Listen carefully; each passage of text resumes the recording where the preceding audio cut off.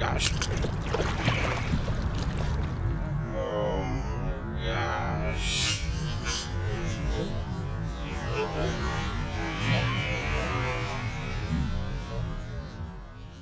Hey, this is Alan Batista of Light Tackle Kayak Trolling Chesapeake, and that short little intro video shows the damage that a big striped bass can do to your lure and specifically your hooks. So today's episode is going to be about hook selection on your lures. I'm going to go through a whole collection of really busted up lures that I've had that really big striped bass have done a number on. And the last thing I want you to do is to read all my books, to figure everything out, how to catch these trophies, and then fumble on the goal line because your gear wasn't up to par. So, the first thing I want to show is this. All right, this is a standard Rapala X-Rap 12. All right, these are the standard hooks. This particular lure, it just got some minor bending there, nothing major, no big deal. But look at the back end. You can see that hook is basically pulled from the body. That's a wire that goes all the way through. That's very important because if you don't have that in your lures, the back hook can rip out and it comes off with your fish. This particular lure, I kept, it's really beat up, it's really banged up. I put a little piece of tape on it just so I know that this is the one. Not that I need too much reminder because it is bent up pretty good. This particular lure, as it stands, caught about 30 inch striped bass in an afternoon, around 28 to 30 inches.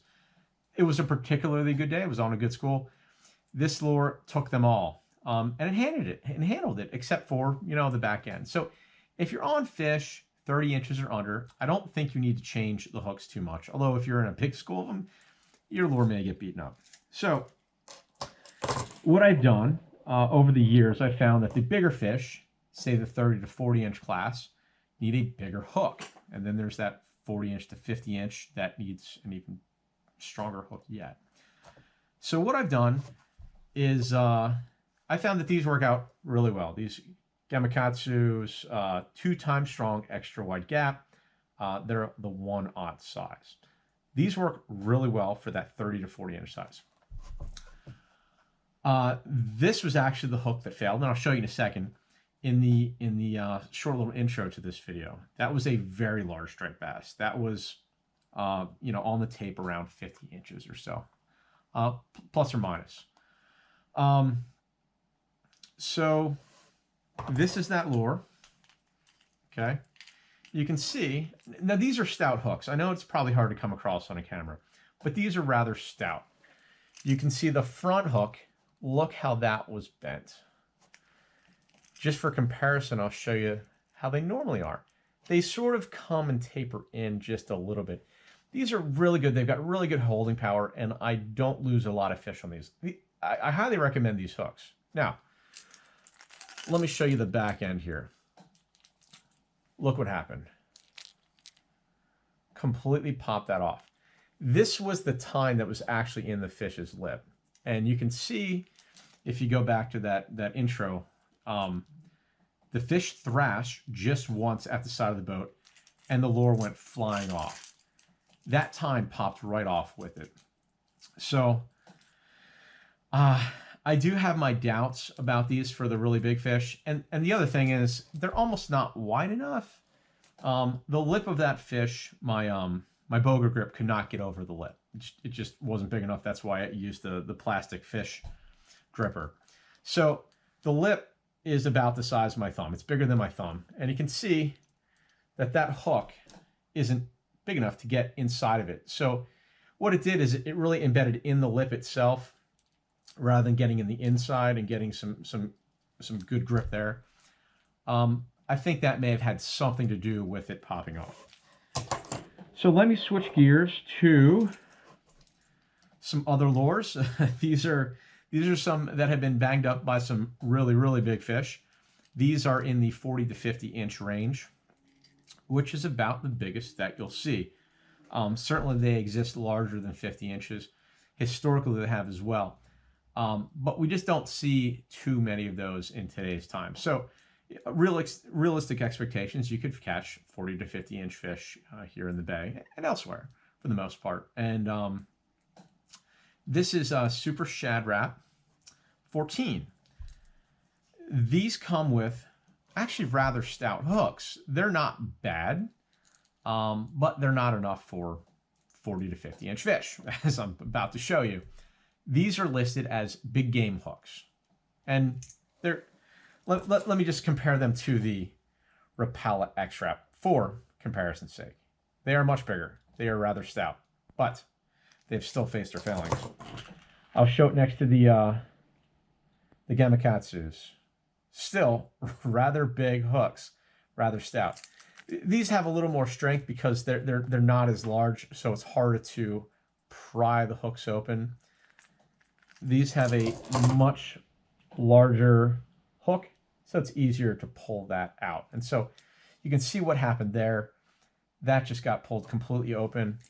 And this is one of my favorites. You can see the back end just completely twisted it on itself into almost a perfect P. That's pretty amazing. And then that tine was bent out too. So this lure suffered some severe damage. Believe it or not, I think I got the fish on that one. I got the fish on this one. And got lots of fish on this one. But like I said, the last thing you want to do is fumble on the goal line and have equipment failure. It's completely avoidable. Just for another comparison, this was a brand new shiny lure when I threw it out there. Look at all the scuffs on the side. This lure took some abuse by a single fish. Again, front hook, opening, back hook, very similar. This back hook really took some damage. You can see those are really splayed out. And then the third tine, just like this one, the third tine, completely missing and popped off. It just doesn't seem reasonable. When you get these hooks and you hold them in your hand and you try to bend them and you even grab them with a plier, it doesn't seem like they should do this. It really doesn't. It's hard to imagine.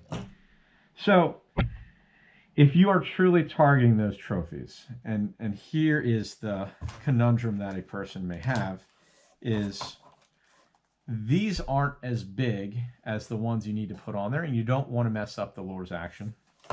But these are the ones that really do the job. These are the VMC 4 times strong 4-aught. You can see them right there. And I have a high degree of confidence in these. That is what is on this particular lure. They're not super cheap. They're not super expensive. It does add a couple of dollars to your lure. So while these are already $15 to $20 lures, you're adding a little bit extra as well. So in this case, I just added the front one. Sometimes in the heat of the moment, you want to get a lure out there quickly. So they usually hit this front one, although now that I'm looking at some of the really failed pieces, the back one is the one that's failed the worst. So I probably should put the double set on there. So what happens is, if your hooks don't fail, sometimes your lures do. You can see the whole back end of that was torn completely open. And you can see there's a through wire construction there. That that is, you know, if I did get the fish on this one, and that is what saved the day, because if that wasn't there, again, the hook would have just flown off with the fish. But the through wire connects it right to the front, which is connected to my line, and then we have no problems. We catch that fish. So it's just a little bit of a lesson here. If you do land that fish of a lifetime, or you do hook up with it, if you don't have the right gear attached, if you don't have the right hooks, you are going to have a lot of trouble sleeping that night. I 100% guarantee it. You're going to kick yourself for not spending the few extra dollars or taking the few extra minutes. So don't say I didn't warn you. I want you to catch those fish and send me your pictures. So please do so. And once again, those VMC 4/0s, 4x strong. I have no relation with VMC. I'm just telling you, those are really good hooks. I've never had a problem. And, you know, let me show you. Again, you can then get that over your thumb, where I showed the other one wasn't quite large enough to do so. So that does a much better job versus, you know, one like this that only gets halfway through there. So that'll get you a better hook set too, and less likelihood of it coming out of fish's mouth. So once again, thanks for watching the video. I hope this helped. If you like these, subscribe on YouTube or follow along on Facebook. Thanks, guys.